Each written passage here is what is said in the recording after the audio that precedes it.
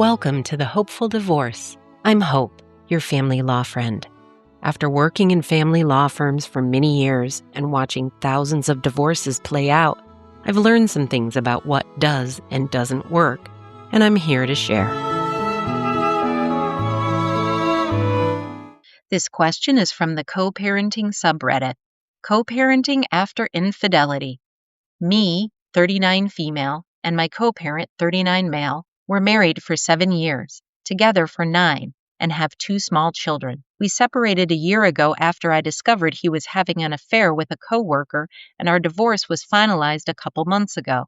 It was all very blindsiding and painful.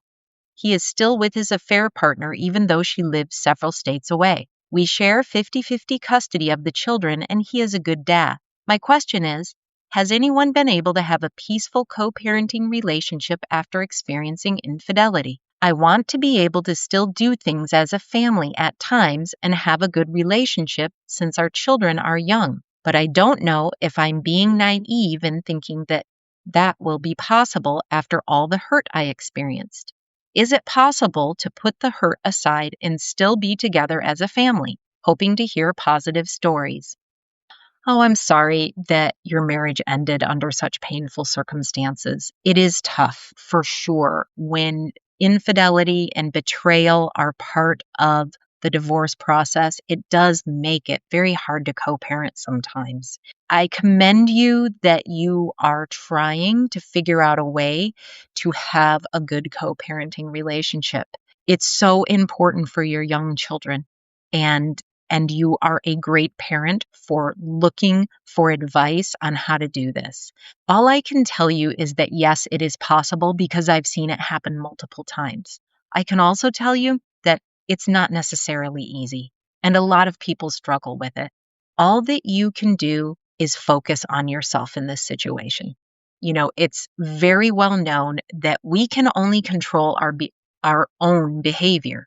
We can't make other people do things. We can't control other people. No one can. All we can control is our behavior and how we react to things.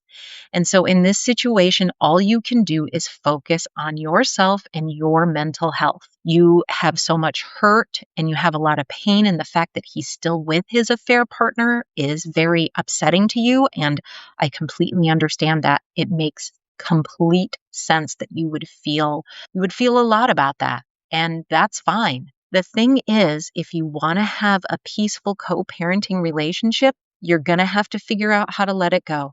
And all there is for you to do is go to counseling, to join support groups, to get some self-help books, to join a gym, to get involved in an activity you enjoy, or, start going to your house of worship, getting involved in your community, doing things with your kids when it's your parenting time. All of these things will help you heal.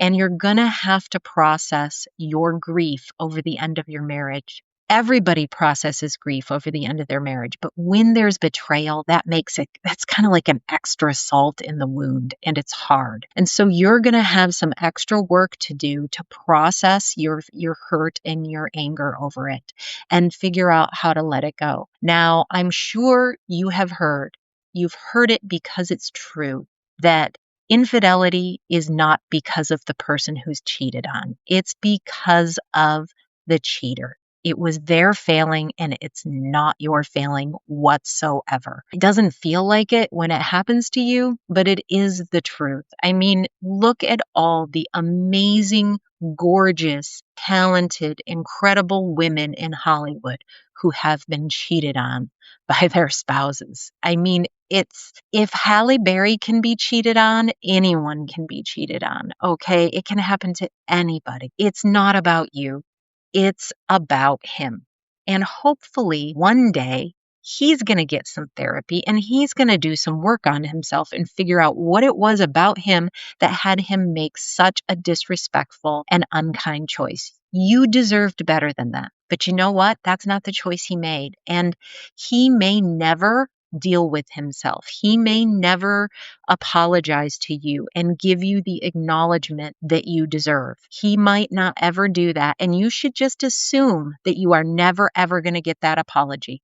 Just it's like that chapter is closed and he is never going to admit to you how wrong he was for doing this. Just assume that like it's almost like it's impossible for that to happen. That's how it needs to be in your mind. It's just not going to happen. How can I be happy? How can I be healthy? How can I be strong? How can I be a good mom if he never ever apologizes and never ever admits to what he did? You just have to assume that that's how it's going to go and figure out how you can live your best life without that.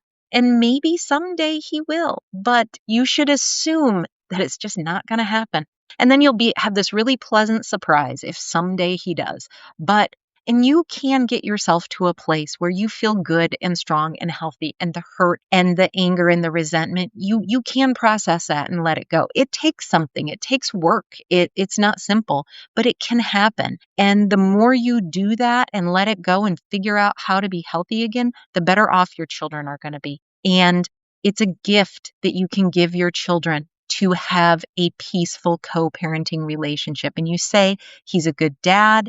And that's great that you recognize that and that you're trying to find a way to have a peaceful relationship with him. But just understand, it's got to be 100% on you.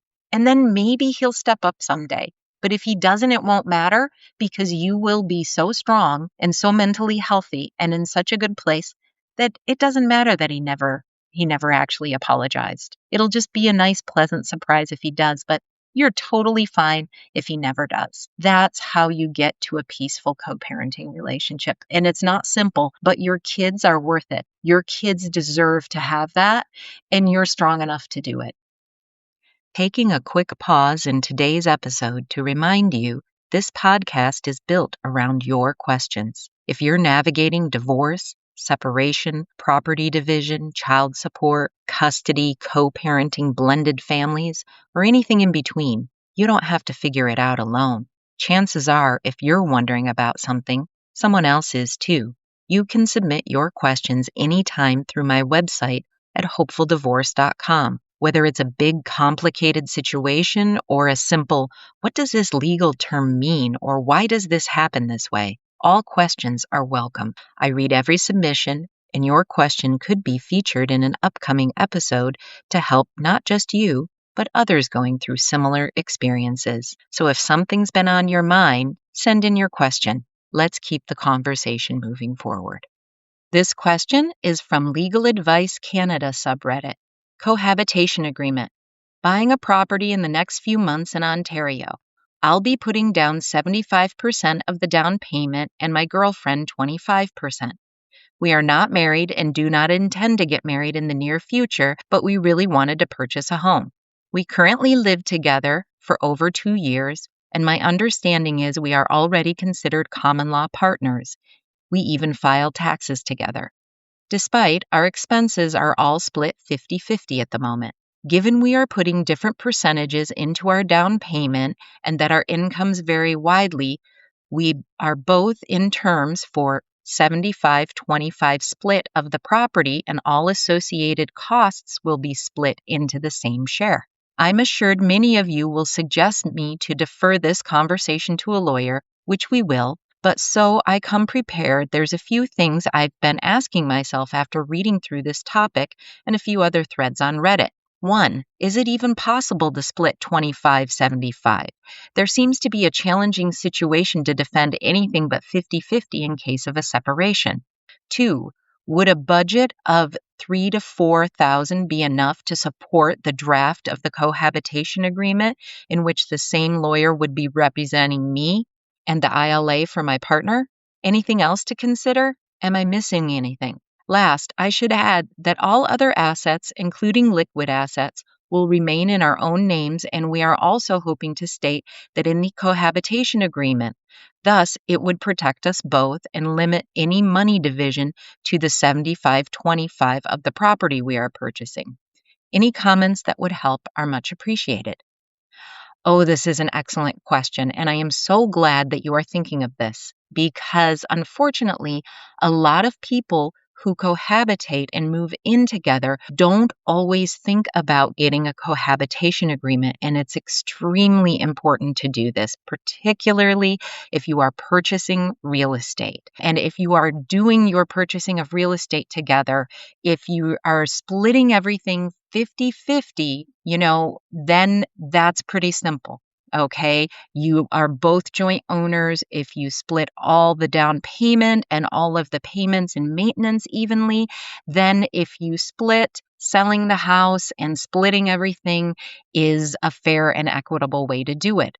But if you have a situation like this with a 75-25, it's really a great idea for everyone involved to have a cohabitation agreement. Now, a cohabitation agreement is just like a prenup or a marriage contract. It's the same type of concept, except because you're not married, there are not laws governing the division of your joint assets the same way that you have when you're married. So it's even more important to have a cohabitation agreement than to have a marriage contract or a prenup, because there is just not a lot of protection. It is absolutely possible to have 75% ownership and 25% ownership in a home. I've seen people have all different types. I've seen some things where there's a 1% interest in the home and 99% interest with another. People can divide that up, and you can choose how you want to do that. It's important that you talk to a lawyer and you have the lawyer write up your cohabitation agreement for you. It would have to be a separate lawyer who would give your girlfriend independent legal advice. Your lawyer cannot give her legal advice. Your lawyer is going to represent your interests. So you can meet with your lawyer, tell them what you want in the agreement, and have them draft it up, and then give it to her, and she takes it to her lawyer. Her lawyer might recommend some changes and there might be some back and forth, but then you just get it signed. And I think, $3,000 or $4,000 should be enough. It does depend on where you live in Ontario.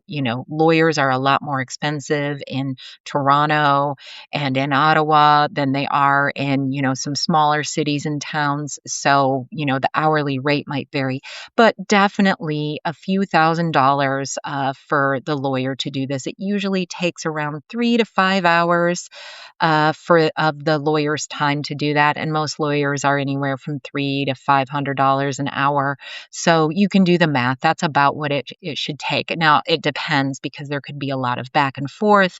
There could be some complexities in your assets where it might take the lawyer a little more time, but that definitely is in the ballpark of what it should cost, or possibly less, depending on exactly, what the hourly rate is of the lawyer. Now, one thing that you mentioned is that you believe that you're already common law. In Ontario, the law says you are considered common law married when you have been living together in a serious relationship for 3 years, or if you have a child together and have been living together for 1 year.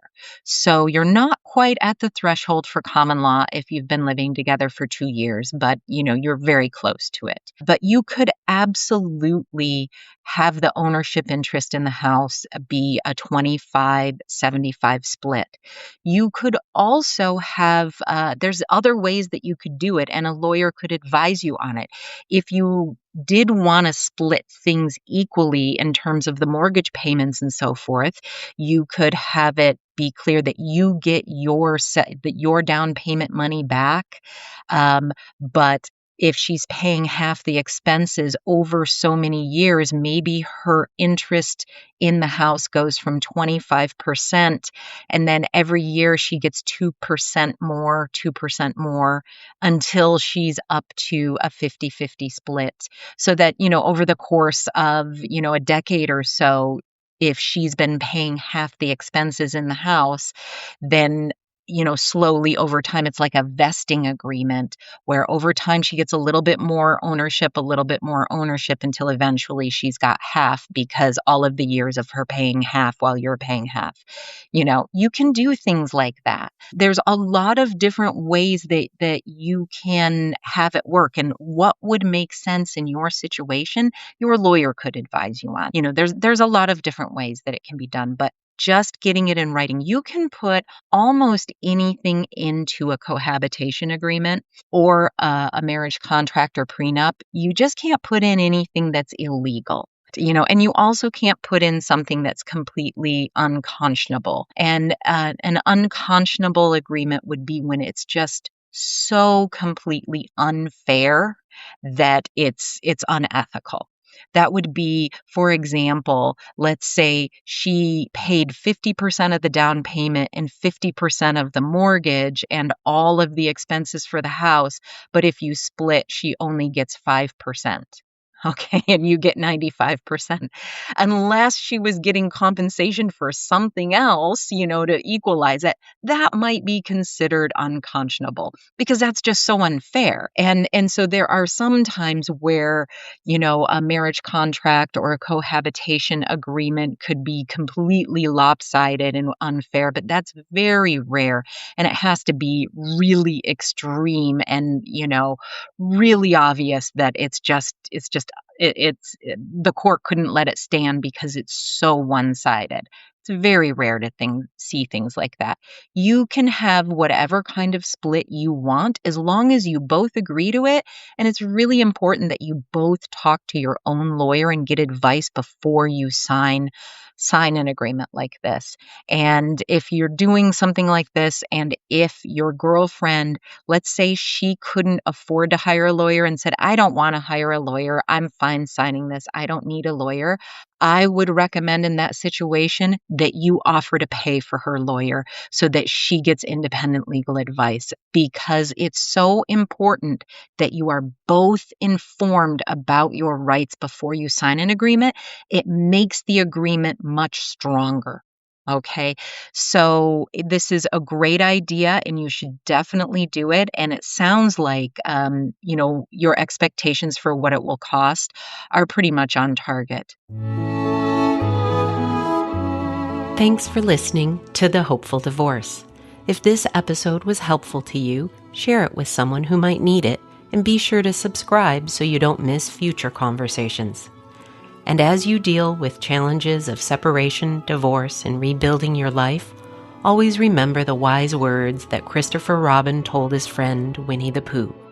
You're braver than you believe, stronger than you seem, and smarter than you think. Until next time, take care of yourself and keep moving forward.